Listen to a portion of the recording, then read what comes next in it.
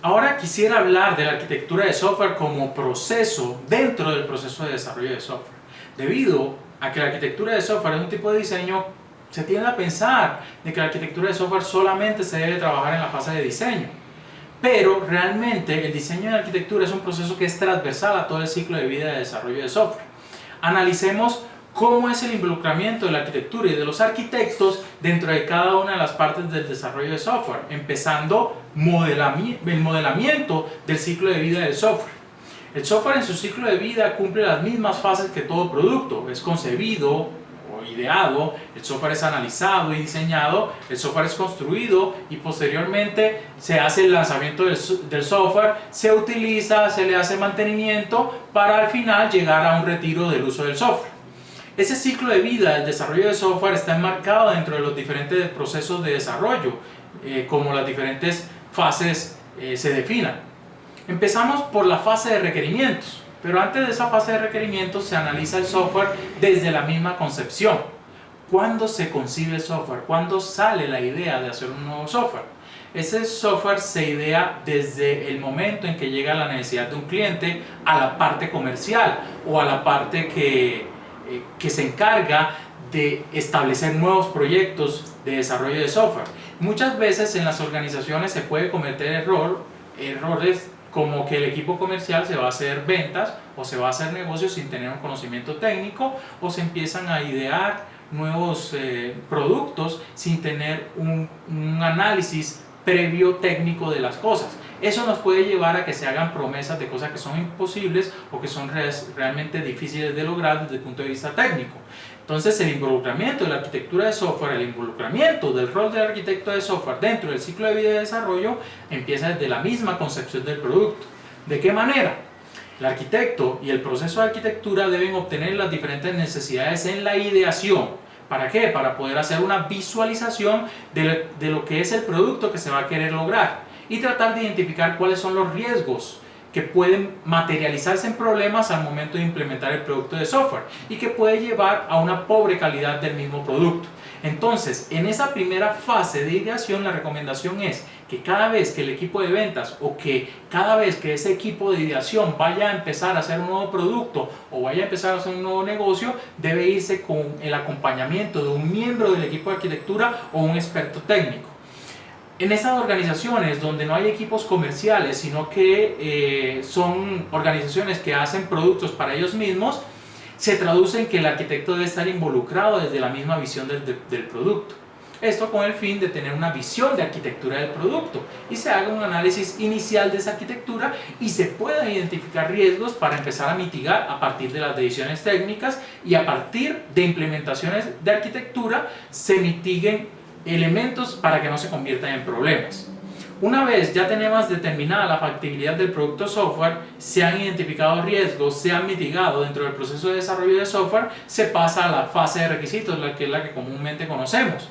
Algunas de las organizaciones pueden que tengan inicialmente la fase de planeación, que es totalmente erróneo, pero que dentro de un proceso normalmente se hace, y es que inicialmente se empieza con la fase de planeación y después se pasa a requerimiento. Pero comúnmente deberíamos empezar con la fase de requerimientos. ¿Cómo se involucra la arquitectura dentro de esa fase?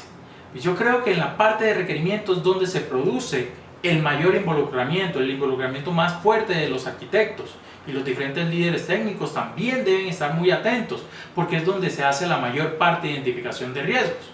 Aquí se tiene que venir con la idea de visión de arquitectura desde la concepción, desde la ideación, y empezar a identificar cuáles son los riesgos que vamos a tener desde el punto de vista de arquitectura, lo que se conocen como atributos de calidad, requerimientos no funcionales. No es un buen nombre para ese tipo de restricciones, pero se conoce o se llama comúnmente de esa manera. Nosotros lo vamos a llamar dentro de Arquisoft 90 atributos de calidad. Dentro de la fase de requerimientos es muy importante el involucramiento fuerte del equipo de arquitectura para poder conocer esas restricciones, esas necesidades del cliente y poder plasmarlas en una buena arquitectura para lograr esos atributos de calidad. En esa fase se debe hacer una identificación clara de la visión arquitectónica, identificar cuáles son los drivers y los sistemas y subsistemas más relevantes. Cuando identificamos todos esos requerimientos, tanto funcionales como requerimientos de atributos de calidad, pasamos a la fase de planeación. ¿Qué se hace en la fase de planeación? El arquitecto es el que planea. Sí, realmente el arquitecto es el jefe de la obra. El arquitecto va a hacer planeación, pero desde la perspectiva técnica. ¿Por qué? Porque es quien va a guiar a los diferentes diseñadores y desarrolladores en su trabajo. Por eso debe estar completamente involucrado en la parte de planeación. ¿De qué manera? El arquitecto debe apoyar en la construcción de recursos, por ejemplo.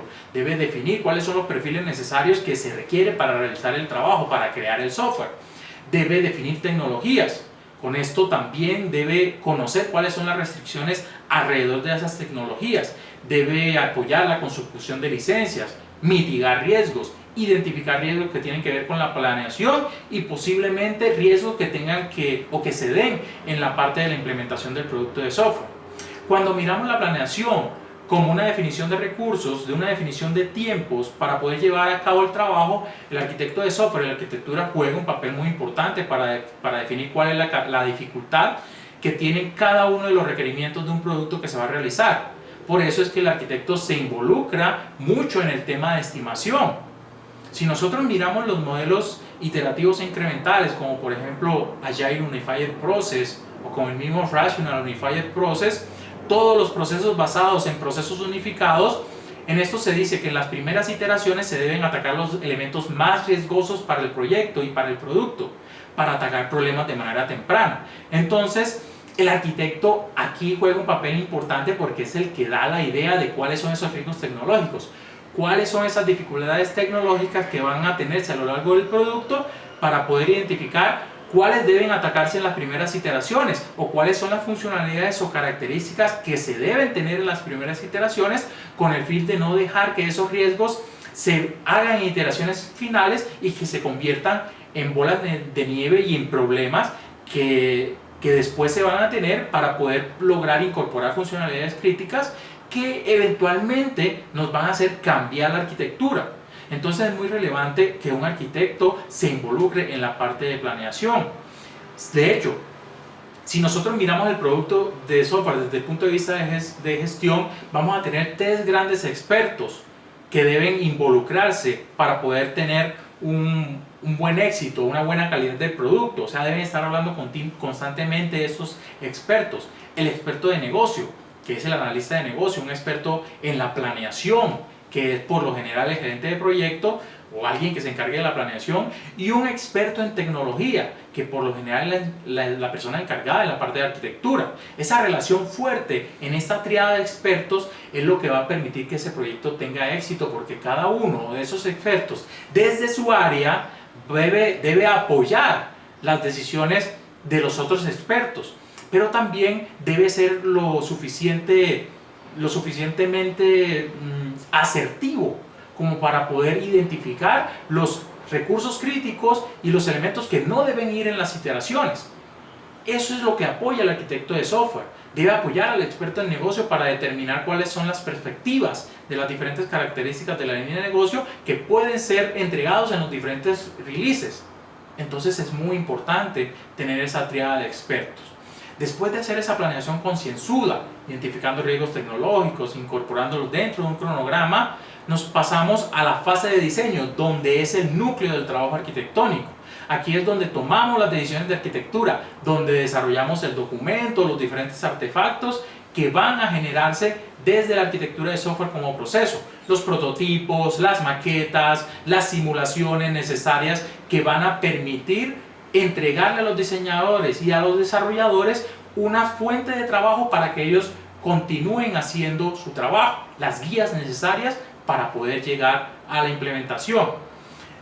Para poder hacer el diseño tenemos que tomar como insumo los diferentes requerimientos y de allí identificar las diferentes decisiones que van a plasmarse como parte de la arquitectura candidata. Por eso la arquitectura de software tiene su foco en el diseño de software, a pesar de que es una disciplina transversal. Después de que terminemos el diseño, se debe hacer un proceso de evaluación de arquitectura. No pasamos la arquitectura como tal a la parte de diseño detallado ni a la construcción. Debemos utilizar técnicas que nos permitan garantizar que la arquitectura de software está bien definida. Y aquí esas técnicas las abarcaremos en Arquisoft 90. Eso nos da pie para otros cursos que en este proceso de evaluación se determinará la adecuabilidad de la arquitectura a los atributos de calidad para pasar a un proceso de transferencia de conocimiento. La esencia del arquitecto de software es poder entregar sus decisiones y que sean entregadas de manera clara y que sean vendidas a los diferentes stakeholders. Después de esa pequeña fase de transferencia, pasamos a la construcción. Y la gente puede pensar que los arquitectos no desarrollan, entonces, ¿cómo el arquitecto se va a involucrar en la parte de construcción? Realmente, el arquitecto es un mentor. Él hace la guianza de las decisiones de arquitectura, o sea, que hacia los desarrolladores, hacia los constructores, él debe entregar las decisiones claramente, deben ser entendidas y debe garantizar que las decisiones son implementadas en el código. Por eso debe hacer revisiones de pares o revisiones de adherencia de arquitectura. En esa fase de construcción el arquitecto es un mentor, es un guía, es un revisor y es un verificador de la arquitectura. Después pasamos a la fase de pruebas. ¿El arquitecto va a hacer pruebas? Realmente sí, las diseña, pero no necesariamente es el que las ejecuta. El arquitecto es el que da las guías para poder realizar un tipo de pruebas muy especiales dentro del desarrollo de software que se llaman las pruebas técnicas. Aquí se hace verificación y validación del software, pero no solamente lo hacemos desde la parte funcional, porque esos no son los únicos requisitos que se identifican, sino que también tenemos una serie de atributos de calidad que se deben verificar. Y en ese caso la arquitectura de software debe entregar los diferentes casos de prueba necesarios para poder hacer las pruebas técnicas y las diferentes herramientas que permitan validar y verificar el producto desde la perspectiva de atributos de calidad, seguridad, desempeño, escalabilidad, endurance. Entonces, en la fase de pruebas es muy necesario que el arquitecto y la arquitectura se vuelvan generadores de escenarios para garantizar la calidad del producto final. Ya después de todas estas fases de pruebas de construcción pasamos a la fase de transición, que es donde el producto se pone en producción. Entonces el arquitecto tiene que recibir feedback, la retroalimentación de todo el proceso de puesta en producción, estar monitoreando la implementación del producto final en un entorno y revisar si hay cambios en el entorno para que se vuelvan a hacer los análisis necesarios de la arquitectura para que se amolde a los diferentes cambios que sufrió el producto al momento de hacer la implementación.